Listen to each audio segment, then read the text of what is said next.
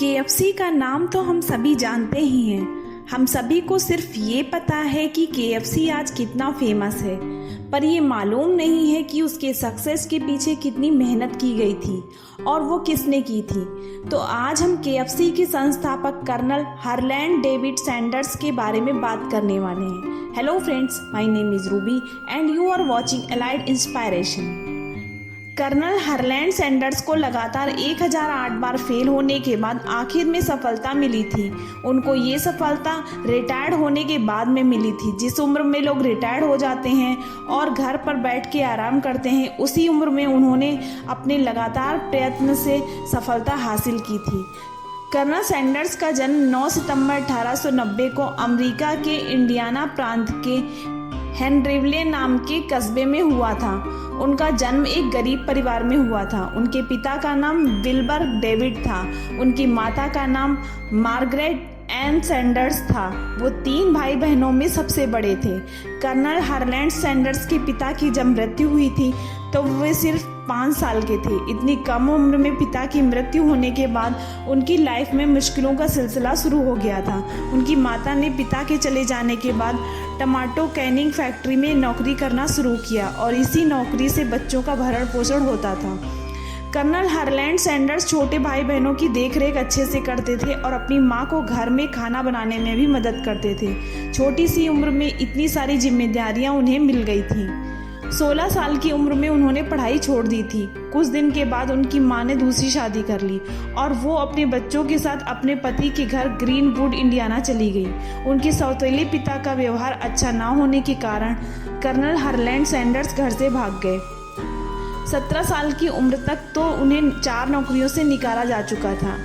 18 साल की उम्र में उन्होंने जोसेफिन किंग से शादी कर ली थी। उन्होंने अपने कार्यकाल में बहुत सारा और अथक परिश्रम किया था। बस कंडक्टर आर्मी में काम करने के लिए गए थे, एक लोहार के सहायक के तौर पर काम करते रहे और इसी तरह बहुत सारी नौकरियां की थी, पर वो सभी में निष्फल रहे। उन्होंने लाइफ इंश्योरेंस बेचे, सेल्समैन का काम किया, टायर और लैंप बेचे, इस तरह कई सारे काम भी किए, पर वो सभी निष्फल रहे।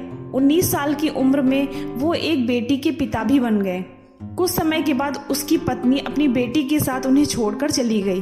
उसके बाद वो एक होटल में बावर्ची का काम करते थे। वो 40 साल की उम्र तक ऐसे ही एक जगह से दूसरी जगह भटकते रहे।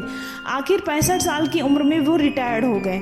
रिटायर्ड होने के बाद उन्हें सरकार की ओर से मात्र $105 का चेक मिलता था। उन्होंने कई बार आत्महत्या करने की कोशिश भी की थी, पर वो निष्फल रहे। एक दिन वो पेड़ के नीचे बैठकर अपनी जिंदगी के बारे में लिख रहे थे। तभी उन्हें महसूस हुआ कि मैंने अपनी लाइफ में कुछ भी नहीं किया, अभी तो मुझे बहुत कुछ करना बाकी है और मैं कर सकता हूँ। उसका एक छोटा सा बिजनेस था, लेकिन उस जगह पर हाईवे बनने जा रहा था। उससे उसका वो बिजनेस भी बंद हो गया और उसकी जो भी $105 की जमा पूंजी बची थी वो भी खत्म हो गई। उनको अब खाने पीने के लिए भी लाले पड़ने लगे।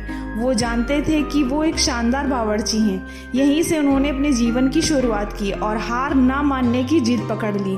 उनको चिकन बनाना अच्छा लगता था। वो अपने चिकन पर अलग अलग एक्सपेरिमेंट भी किया करते थे। उन्हें अपने चिकन पर पूरा भरोसा था। वो अपने मसाले और प्रेशर कुकर लेकर चिकन बनाने का प्रयोग के मार्केटिंग के लिए निकल गए।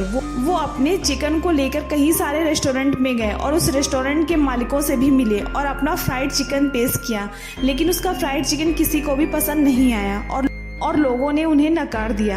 कर्नल हार्लैंड सैंडर्स ने हार नहीं मानी और वो लगातार चिकन बनाना सीखते रहे और करीब 1008 बार फेल होने के बाद आखिर उन्हें सफलता मिल ही गई।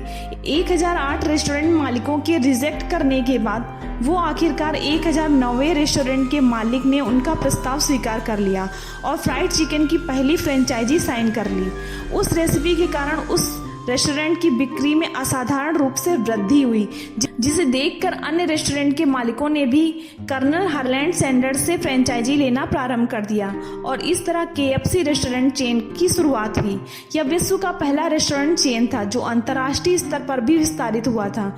1964 तक तो अमेरिका और कनाडा में केएफसी के लगभग 600 आउटलेट भी खुल गए थे। इसके आउटलेट इंग्लैंड, मैक्सिको और जमाइका में भी खुल गए थे। 1964 में कर्नल हार्लैंड सैंडर्स ने $2 मिलियन में केंटकी फ्राइड चिकन कॉरपोरेशन एक अमेरिकी कंपनी को बेच दिया। वो आजीवन इसके वैतनिक ब्रांड एम्बेसडर बने रहे। 16 दिसंबर 1980 में लुकेमिया से कर्नल हरलैंड सैंडर्स का निधन हो गया, लेकिन आज भी वो KFC के स्टार आइकन के रूप में हम सभी के दिलो दिमाग में जीवित हैं। दोस्तों, आपको ये कहानी अच्छी लगी हो तो हमारे चैनल को लाइक करिए, सब्सक्राइब करिए और शेयर करिए। Thank you.